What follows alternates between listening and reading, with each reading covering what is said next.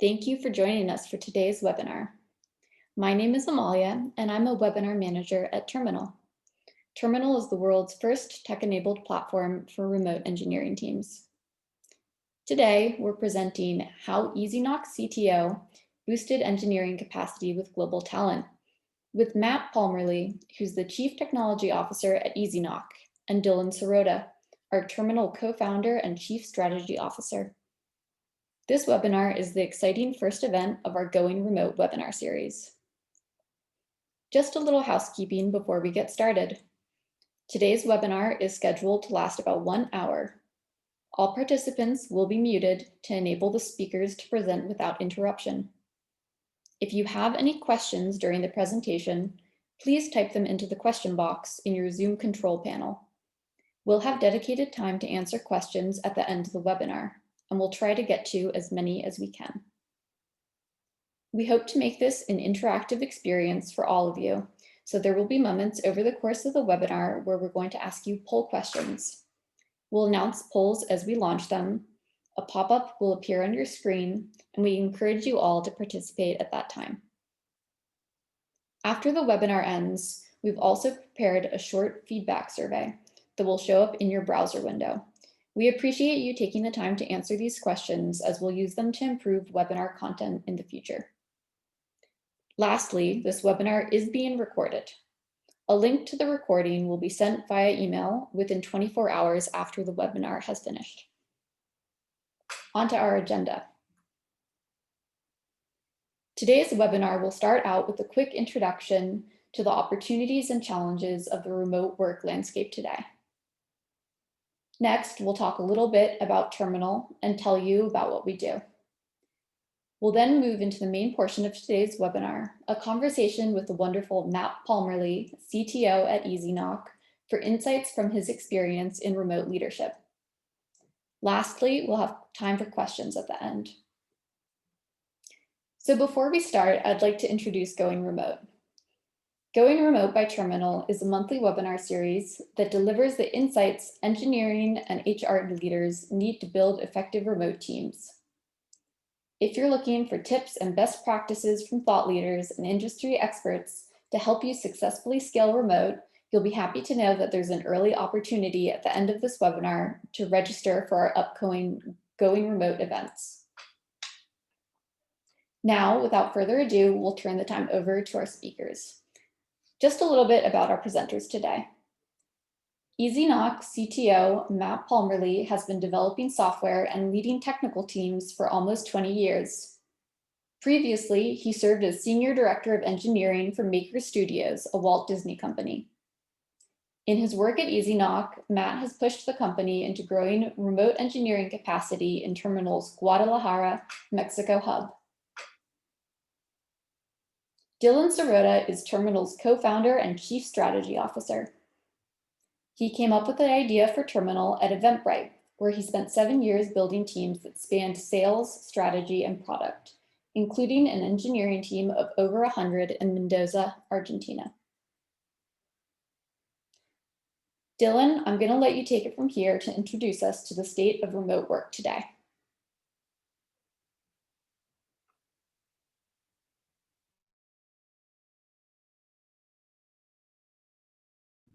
All right. Thank you very much, Amalia. Matt, pleasure to be with you today, and thanks everyone for tuning in. Before I jump into a bit of the content, we are going to launch a poll. As mentioned at the top, we're going to try to make this as interactive as possible. So the first poll that we want to hear everyone's response on is, what is the single biggest hurdle to remote engineering hiring today? So if you could fill that out while I get to the content, that would be great. But just to set a little bit of the context of Terminal and our position and some perspective on the remote landscape. Since COVID-19, there's been a massive transition, as I'm sure everyone knows, towards remote work adoption. For the past 3.5 years since we launched, we've been really trying to get companies to open up to the idea and really the opportunity of hiring outside a core market. But for, I would say, 90% of companies, the traditional concept of building a headquarters, hiring within that headquarters, leveraging your local network to build your team was really the commonplace strategy. And I think over the last 6 months, we've really seen that opportunity to hire outside of your local market, not just be something that that is an opportunity, but something that more companies are going to institute as kind of a core talent strategy.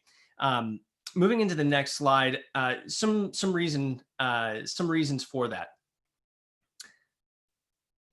And the main thing that we've seen, and the main problem that we've discovered across many growing companies, is that access to technical talent is a major barrier in a company's ability to be able to grow and to scale.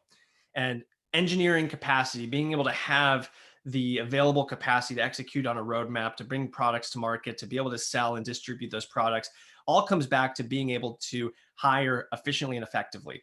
And unfortunately, when you look at the supply and demand numbers in the US, it is stacked against everyone's favor. So in the US, there are 3 job postings for every 1 full stack engineer. So there are more jobs chasing too few engineers. There's more demand than there is available supply. And I'm sure as people leaders, as engineering leaders that I know are on this webinar today, that poses significant challenges in terms of retention, in terms of compensation, in terms of just being able to use your team's time efficiently to interview and get people in the door and have a reasonable offer acceptance rate. Now, if you pan out and think about the global market for talent, this heuristic, this number of 3 job postings for every 1 engineer is completely inverted. If we go up just north of the border into Canada, it's closer to about 15 engineers for every 1 job posting. If we look at Mexico, it's about 25 engineers for every 1 job posting. If we go farther south into one of our more recent markets we've opened up, Colombia, it's about 50 engineers for every 1 job posting. And so in doing that, in terms of it being able to expand outside the US, you're really able to enter into much less competitive markets.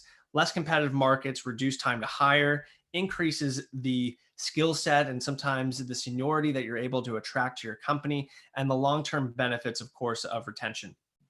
Going over to the next slide, this is something that large tech companies have known for a long time. Because they're hiring tens of thousands of engineers, local talent pools dry up and saturate very, very quickly for them. And so if you look at just the engineering hires at some of the major tech companies, almost 50% is now diversified outside the US, even though these are some of the major US tech employers. And so what that means is companies that are rich to some extent have the expertise, have the large teams to go out and open up all different offices, all different markets. They're leveraging that global talent pool. And what we really wanted to do with Terminal was democratize access to global talent. Take all of the expertise, all of the resource, all of the infrastructure that's required, and simplify it into a way that growing technology companies could leverage the same types of strategies in terms of attracting and scaling with global talent in order to compete. Because without that, the supply and demand imbalance in the US is only getting worse and will only affect more companies' abilities to scale and become successful. So moving on to the next slide. That is really at the core what Terminal does. We provide services and technology in a simple, scalable solution to hire global engineers. And going to the next slide, a little bit of background on us briefly. We were launched in October of 2017. Myself, along with my fellow co-founders, all just found it extremely frustrating that it was so difficult to hire engineers locally. And meanwhile, the complexity involved in going international seemed like a really big challenge that more companies were going to have to either solve themselves or turn to a partner. And that led us to start Terminal. And over the last 3.5 years, I'm very proud to say that we've helped our clients hire over 500 engineers, and we've expanded across Canada and then into Latin America with markets open in Mexico, Colombia, and a soon to be announced additional market in South America. Going to the next slide, the way that we approach this problem is to first understand where global talent pools are for technical talent. And what we found is that each market tends to cluster different skill sets, different attributes of technologists that are really interesting to understand. Some markets, for example, might have more available supply of mobile engineers. Other markets, because of an incumbent employer, might be very specialized around Ruby as a language or Node.js. Other markets might have a substantial supply of designers. And understanding where those pockets of talent are located allows you to have a really thoughtful strategy about where you invest your time and energy in order to attract the best talent for your company. We combine that market insight with a tech-enabled talent acquisition model. So this is a combination of a team that is in market that understands these locations, these engineers, these companies that are hiring and training those engineers, a process that is efficient and localized to the local talent base, and technology that we've developed that make it as efficient, as easy as possible, and using a very data-driven approach to analyzing, vetting, and attracting talent for our clients. We then go so far as to actually employ all of the engineers that we source for our clients under Terminal in order to give them a full-time employment experience. So not contractors, but actually full-time benefits, top of the line, because we really feel that engineers are the driving force at a company, and they should be treated with a really top of the line benefits package if you want to support and retain them. And the last thing that we do is provide a community for engineers to be a part of that is outside of just our clients, but part of a global engineering community so that we can do things around learning and development and making sure these engineers are exposed to some of the most up and coming programming languages.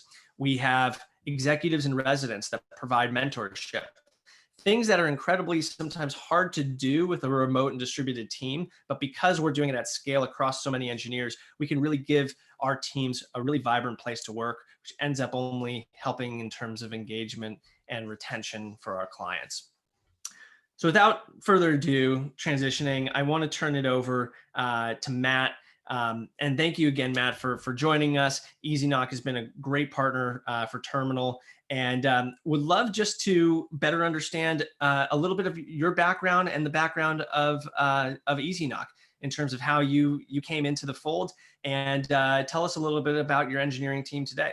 Yeah, thanks, Dylan. We can switch over to the next slide. I'll talk about EasyKnock first, and then kind of how I came to be with the company and where we're at with our engineering team. So EasyKnock has a pretty unique product. We are one of the first residential sale leaseback products in the market. So basically, we allow homeowners that have equity locked in their home and maybe need cash for life events, starting a business, or paying down debts, credit card bills.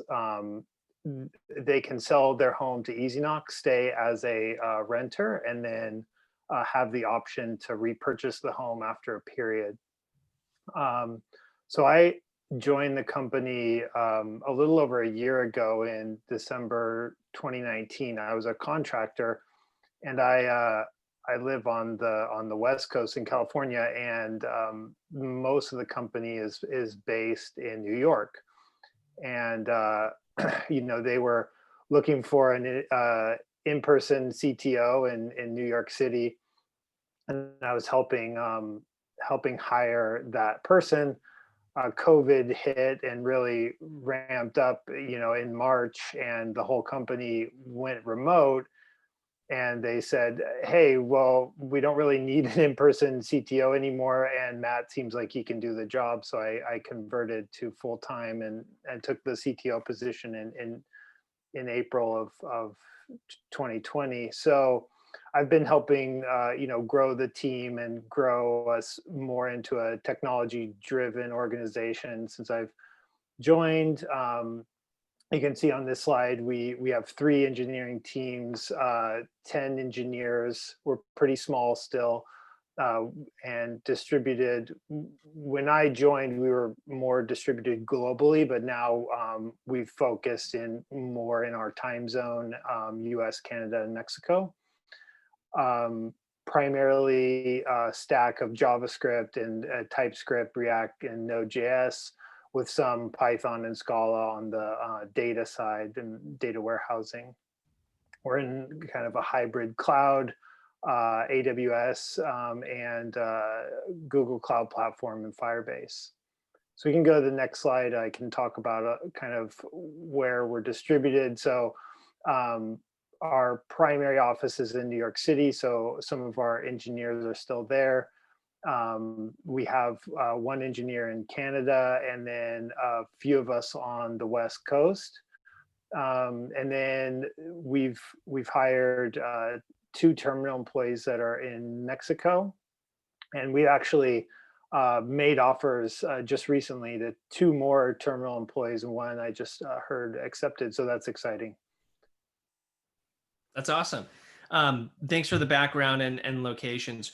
We have another poll that we'll actually launch on this slide as well, which is to better understand from our audience, where are your engineering teams currently located?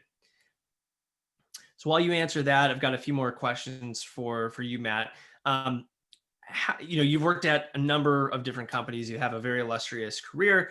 With EasyKnock, how would you describe kind of your strategy as far as location? Is it primarily important to be in the same time zone? How much does kind of co-location versus being completely distributed matter? What are some of the maybe trade-offs that you think about as far as driving the strategy for EasyKnock, and maybe generally kind of what your outlook is as a CTO as you think about organizational design? Yeah. So I'll talk first about just EasyKnock, and then more generally, I think, and kind of some of the trade-offs. So for us, we're primarily serving US customers and are 100% US customers. And so our areas, or our times of operation are US time zones, and it's super critical for us to have that kind of overlap with the US time zone because we're typically not servicing customers at 2 a.m. In North American time zone. And it's really important to have our engineers in all of our business meetings and getting all the context of working with other teams and having that. One of the difficulties when I first joined, we had some resources in Europe, and with the overlap in time zone, especially with me on the West Coast, I'd probably get like an hour or so of overlap with European time zones. And that's okay as long as you queue people up for the next day of work, and then make sure they have enough guidance. But it's a lot better if you can work side by side with them, or virtually side by side with them every day. I think in general, in past in my career, and it's interesting with COVID how it changes things. But I was so really kind of old school, I guess, focused on having that face to face and being with my team physically, and one of the things I do miss with being remote is just the ability to kind of jump up on a whiteboard and brainstorm and whatnot, which I haven't quite found a good replacement for that physical whiteboard. There's some tools that get you close to that, but as kind of my thinking has evolved, I've realized that that's a pretty small portion of the work you do. And when I lived in Los Angeles, I would commute an hour each way into work, and sit in traffic, and then come into this open office where most people just had to put their headphones on to concentrate, right? And it's like, okay, well, why am I spending so much time on the freeway and then to just come into the office to put my headphones on? So I've really embraced the remote lifestyle now, and I really love it. So so it's great, with the exception of that, occasional jump up on the whiteboard moment. That's awesome. Well, yeah, thank you for sharing a little bit of the background and your perspective on that. I got to give a plug to one of our clients, Bluescape. They've got actually a really cool collaborative work environment, kind of like a virtual whiteboard, but you can actually embed apps and websites. We can talk about that Yeah, I'll later. have to check that out. Sounds Yeah. cool. No, that's really helpful. And something that we've noticed too prior to COVID, most of our clients use Terminal to hire teams within one of our hubs to keep those teams co-located. So they basically said, look, hiring in just one market around headquarters isn't going to be sufficient at the scale of hiring we need to do. We need to open up a new talent pool. But the preference was largely just focus on one additional market, kind of like the satellite office concept. Post-COVID, 90% of our clients say, we actually don't care about them all being co-located. The benefit is speed to hire and quality of talent, and we'll sacrifice convenience. So opening up more talent pools, whether it's across Canada, across Mexico, or even really anywhere that we have open market availability, drastically increases available supply. So interesting, trade-offs, and I'm definitely seeing that transition. I know the poll might have gone away, but it was interesting to see kind of the dichotomy of people currently in the audience. It seemed like almost the vast majority were in one market, one HQ, as far as having their engineering team. And the other most prevalent was actually spread across multiple countries, which I found was interesting. You kind of have super distributed or very much kind of co-located. And I think that speaks to how people are kind of going into each side of the spectrum, either very much leaning into becoming fully distributed, or really honing in on being very much in office HQ centric culture. So I thought that was interesting. Let's see. Why don't we move on to the next slide here?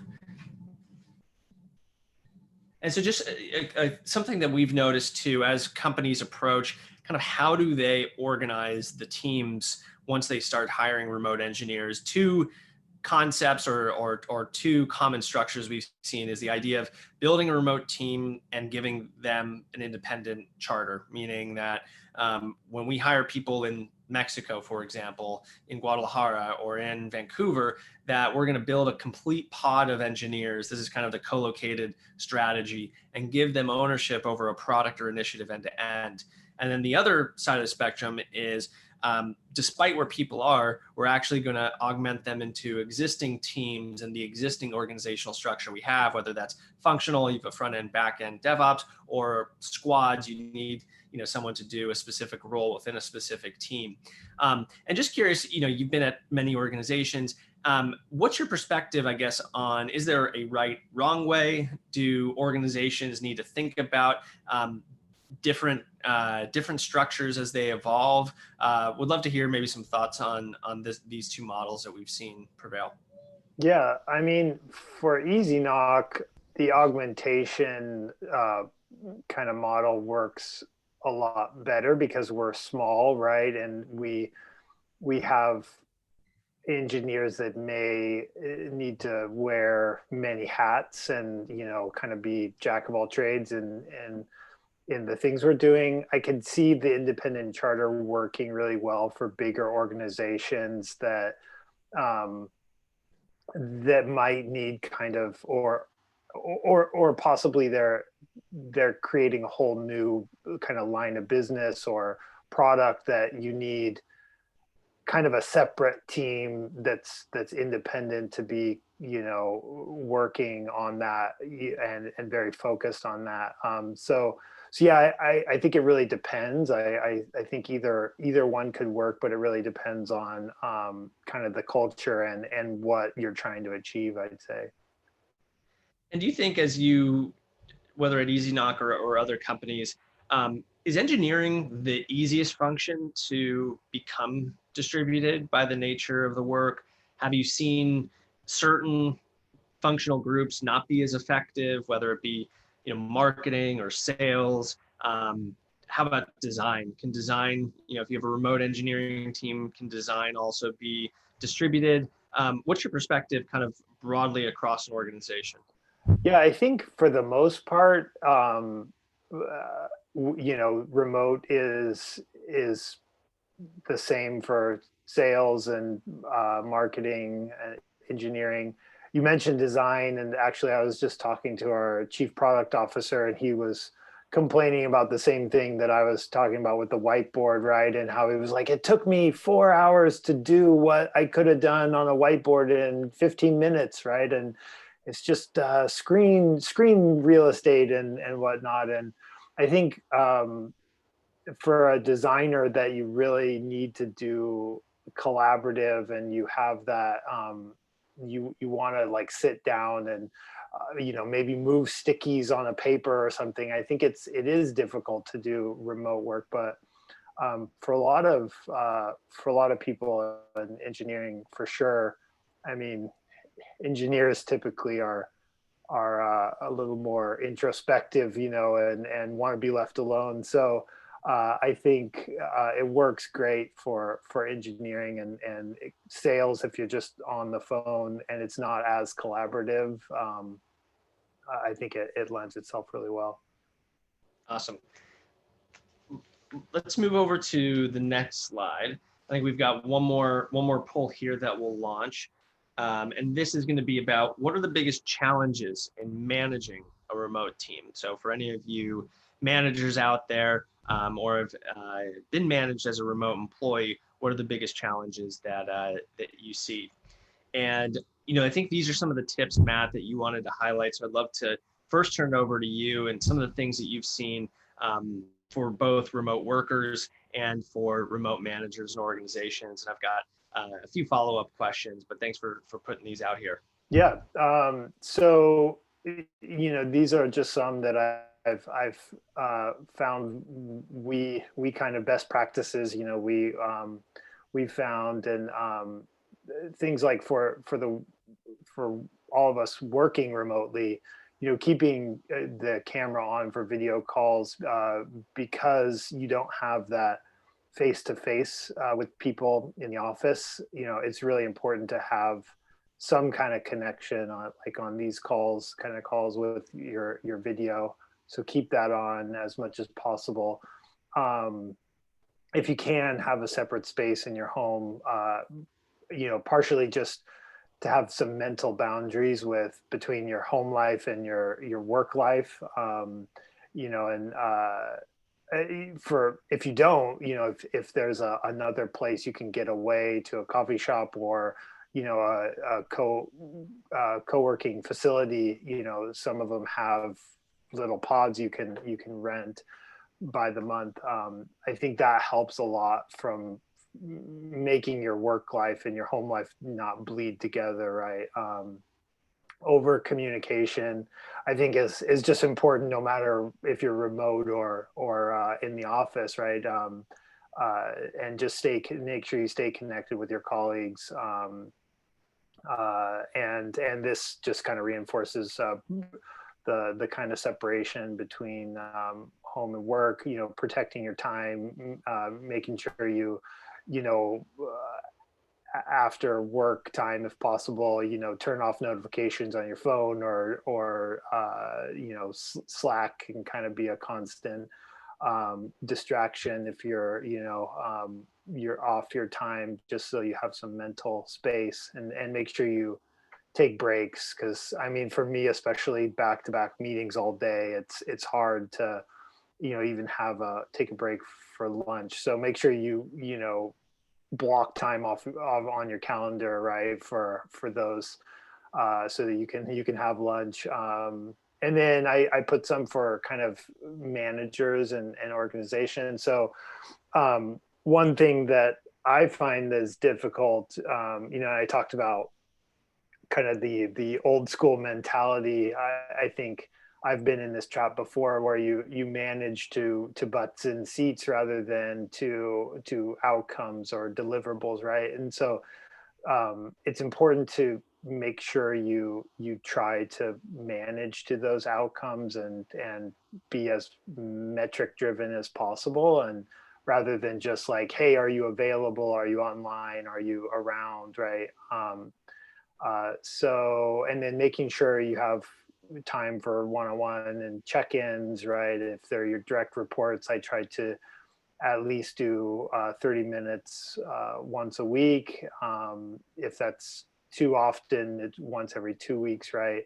And then for people that are on my team that I aren't direct reports, at least once a month check-ins, just to see how they're doing, where their head's at. And, it doesn't have to be, you know, project or company related, just like, hey, how are things going in general and in your life, right? And I think that is a good way to enforce it. You get to know your team and just make sure that they're feeling like they're part of the company, and you guys can address any things around coaching or suggestions, career growth.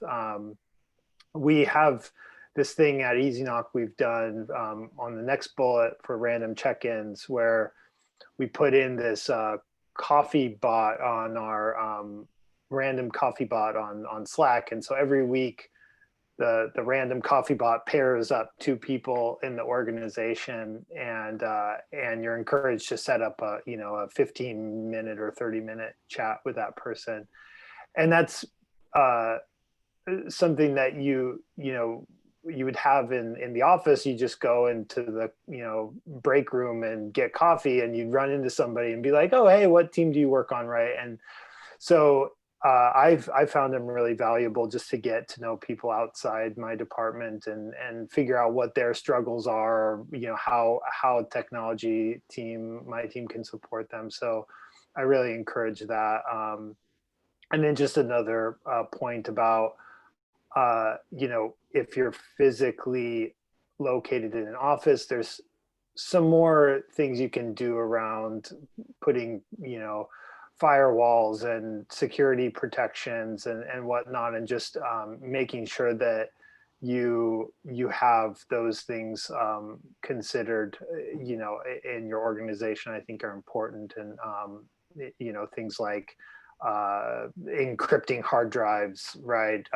So that if on laptops, so that if somebody loses a laptop, the data is encrypted. So yeah, there's a couple of tips. Those are great. I've got a couple follow-up questions, and we use, I don't know if it's the same coffee bot, we use Donut, and that's been great. I totally agree that one of the challenges you get is that I think the easy default for being remote is you start to have many more just transactional interactions. Like, I'm pinging this person because I need something, versus just the casual, seeing someone around the office and checking in and being able to spark up kind of more of the spontaneous conversation. So Donut's been a great help for us. Your first bullet on management, managing to outcomes, I think is super important. Maybe you could talk a little bit more around, how do you do that? And I think a topic that I've had numerous conversations with other CTOs around is, how do you measure the kind of the output on a per engineer? One, because they're on teams. Two, great engineers are not just doing good work themselves, they're empowering their teams to be more successful.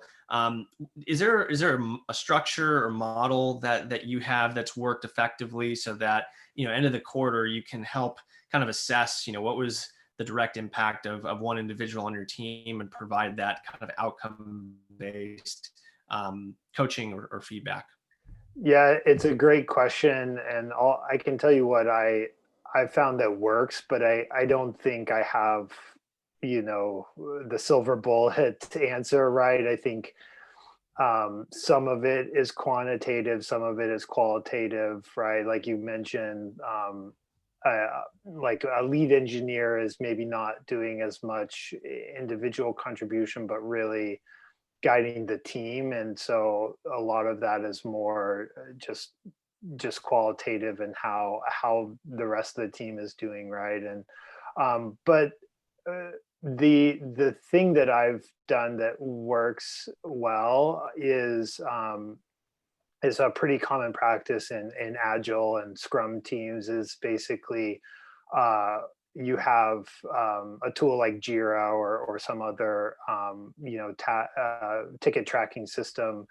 They allow you to put story points on your stories, right? And so we use Fibonacci numbers for our story points: 1, 2, 3, 5, and 8.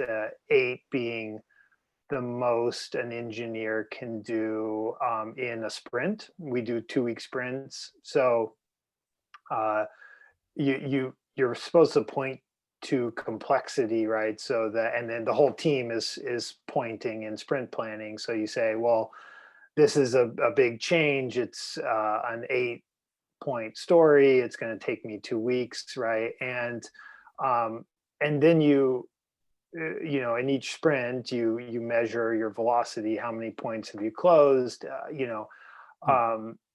And I try not to be too dogmatic about it, right? Because in some sprints, some people might pick up more bugs or that aren't pointed or tasks, right? But overall, you can get a sense of how the team is doing, and then it can give you kind of a guidepost on, hey, maybe the velocity went down here and we're closing only 3 or 4 points per engineer per sprint on average. And then it allows you to dig in a little bit further, right? Like, oh, maybe we're not paying enough attention to testing and quality, right? Because we're releasing too many bugs, and so that's actually decreasing our velocity. Or I think it's a good way that is somewhat quantitative, but you have to kind of use it with a grain of salt, right? Because it doesn't solve all your problems. So that's my best answer. But yeah, if you have other tips, happy to hear them. No, that's awesome. That's really helpful to hear. So appreciate you sharing that. Why don't we go over to the next slide? We've got a couple tips that I wanted to share from the terminal perspective. And would love your thoughts on these as well, Matt. The first is around asynchronous versus synchronous communication. And when I think about this, one, I think I've in the past have seen some of, and you mentioned this as well, Matt, that some of the challenges of not having overlapping time zones essentially mean that with pure asynchronous work, you have to almost deliver a very completed spec, guidance, commentary, context for someone to be effective at that work. And I've studied a little bit of the history of a lot of kind of global engineering and outsourcing, and especially kind of the rise of a lot of kind of the India-based outsourcing models. I mean, you're really shipping spec overnight back and forth, and poses a lot of challenges. At the same time, there's some efficiencies if you build that into your system. But I also think about different means of communication with your teams, and when you have even teams in the same time zone, I think the great thing is to be able to hop on a quick video call to talk out an issue, being able to have real-time Slack and communication for messages, clarification, context. But I also think that good remote teams have very defined ways that they use each medium. For example, we don't use Slack for everything. Even though we have a very globally distributed team, what we find is that Slack is very good for kind of one-on-one chat and communication, and then a lot of kind of company-wide, I would say, notifications that are important but episodic. For example, we sign a new client, let's post it to Slack, let everyone kind of celebrate the collective win together. When we have something that is more, I would say, materially impacting the company, like we actually had a new benefits change this morning. Like, that's going to go over email because we want everyone to have it in their inbox, be able to refer back to it, and be kind of more tuned into kind of reading it more in depth. And so we try to use kind of email for some of the things that we want to have more of a lasting reference versus Slack for more kind of episodic items. I don't know, Matt, any comments or thoughts on different communication styles? Yeah, I think this is really important because, you know, I think we struggle with, meeting overload at EasyKnock, and it's easy to get into that kind of, oh, we need to have a face-to-face talk and synchronous communication for this issue. And yeah, and sometimes a meeting is the most effective form, right? And a lot of times I've seen back and forth over Slack that maybe, between a lot of people, that is just confusing, where, hey, a 15-minute call will just, the conversation will clear up any miscommunication. So using the right tool for the job or communication tool for the job is really important. I will say that the onus of that is on both the communicator and the person receiving the communication, right? And um, you should be mindful of, for each medium, what the kind of expected turnaround is for that communication, right? Like, so I'd say rule of thumb for email is like a day, right? So if you aren't responding to an important email within a day, you're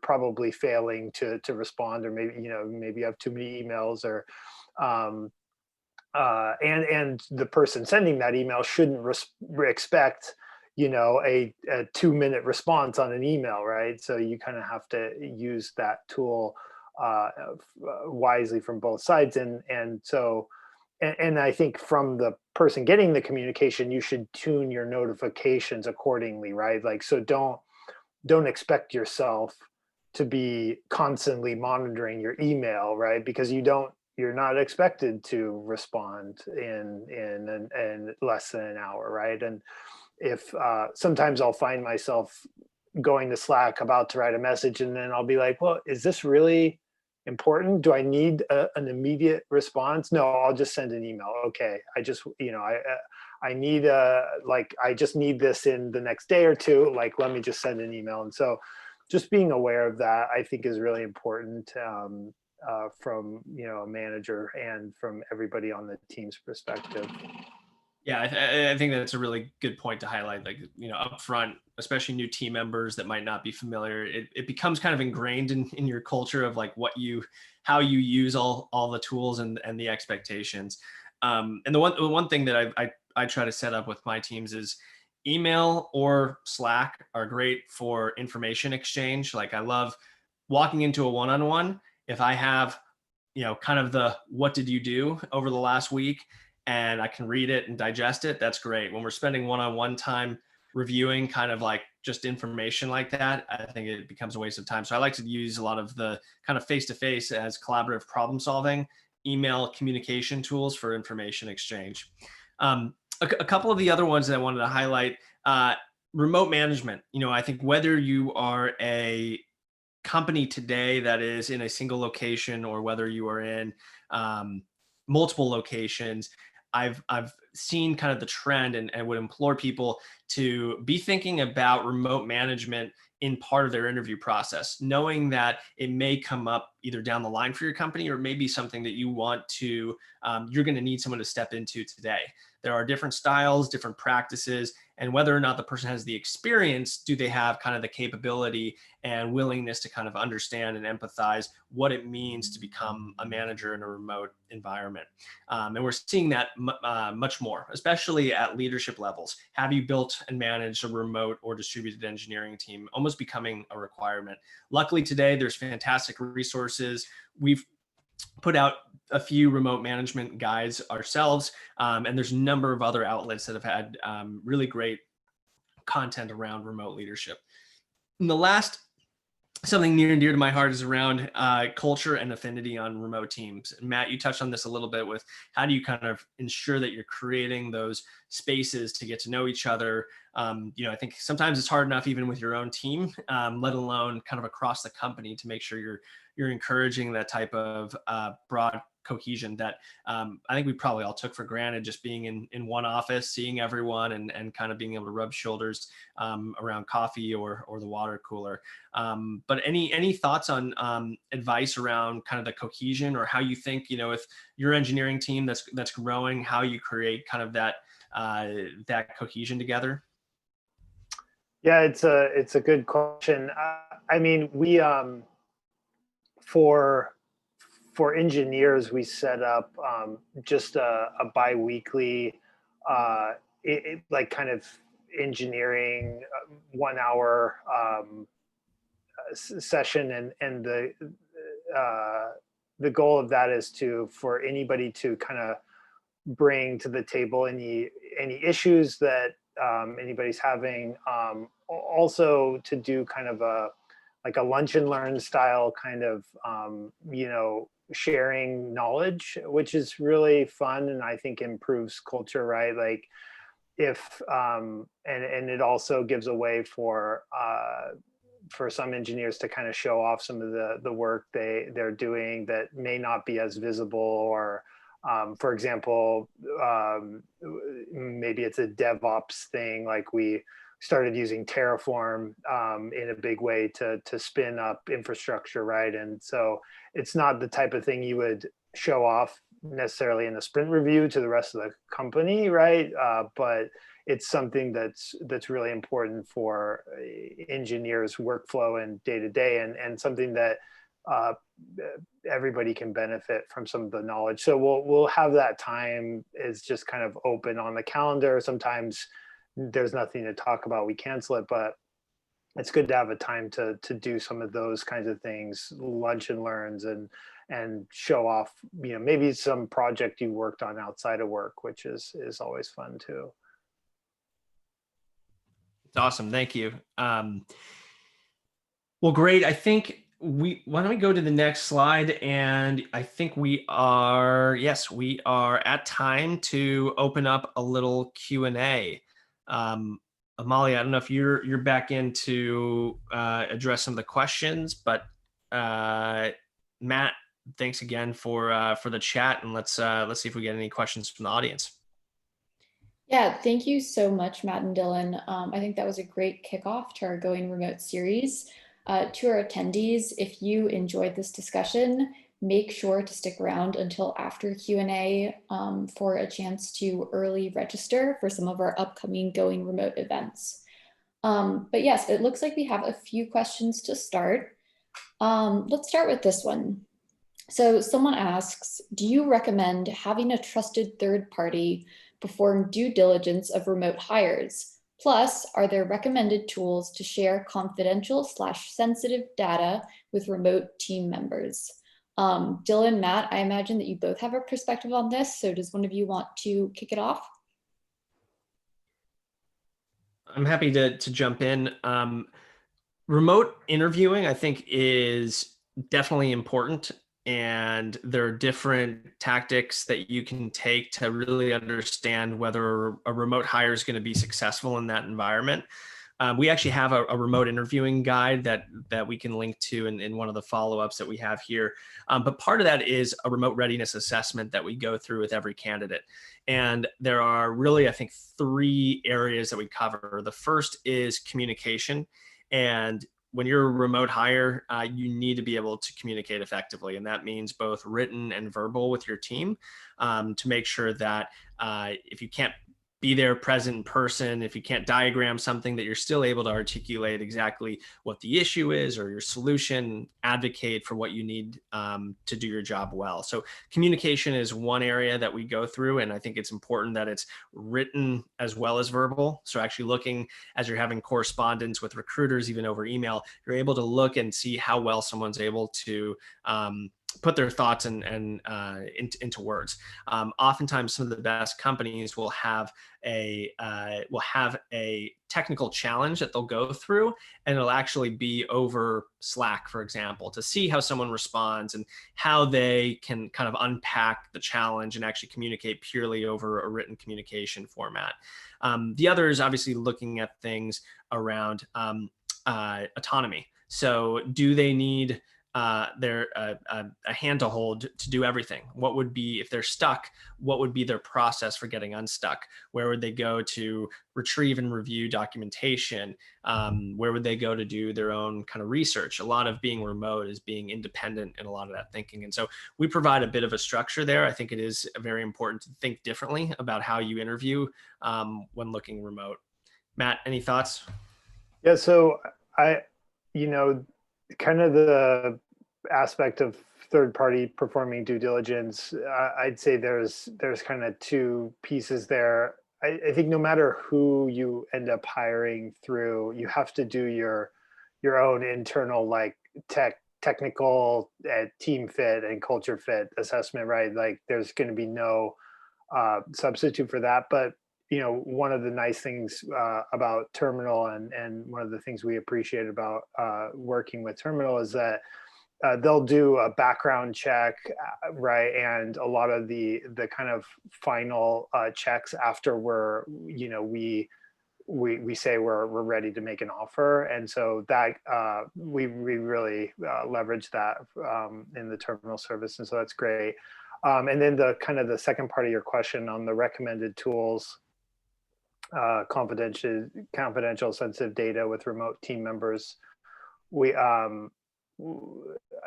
having a secure like shared password vault is really important. Like if it's a one password, or we use this tool called Okta, which is pretty good for that. So if you have kind of shared logins that multiple team members need to use, that kind of tool is really good. Also, there's this tool, One Time Secret, that you just type in One Time Secret in your browser, and you can just send a like secure link that only works one time if you just have kind of a one-off kind of secure thing to share. Other than that, there's other tools like encryption and whatnot that have a little bit like PGP encryption. They have a little bit higher learning curve, but if you want to be even more secure, then look into those tools. Hopefully that answered the question. Yeah, thank you both. That was really insightful. I have another question. This one is for Matt. It asks, from your own experience, how did you know that your company was ready to start hiring remote engineering talent? Yeah, so I think it's a lot of what Dylan talked about early in the presentation, which is that especially in markets that are really in high demand for engineering talent, like New York, San Francisco. I mean, one of the nice thing about opening up to any area and kind of the remote work culture is that there's good talent everywhere on the planet, right? And so me being remote helps, right? Helps the company kind of get into that mindset of, oh well, we don't have to ask people to come in and put on their headphones and be distracted by all the noise in the office. And so, right away I knew coming into to EasyKnock that we should just wherever the market is, hire the best talent. And so yeah, it wasn't a tough decision. Great. I think we have time for one more quick question. This one I think can go to Dylan. Can you give examples of when you recommend the augmentation approach to team growth, the independent charter approach? Yeah, I think it comes down to per company, really, and what is the right stage in their evolution and what they're going to be most comfortable with. Meaning, I think oftentimes it evolves. One of the easiest ways of kind of getting started with a remote team is augmentation, having a remote team member be placed in with an existing team and have an understanding of how the company ships code, how they review, what their kind of culture is on their engineering team, as you then build critical mass in a particular location, maybe you can shift that team over to now be run more independently, potentially with a team lead that's local or regional, as an example. But I think oftentimes depends at company, the stage, the bandwidth that you have in terms of management capacity on engineering to be able to make some of those decisions. Great. So it looks like we're coming up on time here. So I'm going to start wrapping up. Thank you so much, everything. We really appreciate everyone being here. Before I wrap up, I did want to preview an exciting webinar that we'll be hosting next month in the Going Remote by Terminal series. It's called Managing Mental Health for Engineering Teams. I'm going to go ahead and launch a poll for those of you that are interested in the early opportunity to sign up for the upcoming event, as well as register for the entirety of our Going Remote series. So mental health is really a critical consideration for engineering teams today. This is a great opportunity to hear from Lisa Van Gelder, the VP of Engineering at Spring Health, as well as Terminal's own Carrie McKinney, for insights on managing a healthy engineering team and combating burnout during this time. So a couple quick reminders as we're leaving this poll up. This webinar has been recorded and a link will be made available to participants within 24 hours over email. I'd also like to remind you to please provide your feedback in our post-webinar survey, which should show up in your browser window as you leave the call. So thank you again so much, Dylan and Matt, and everyone that joined us today. We will see you next time. Thanks so much. Thank you. Take care. Here, have a good one. Bye.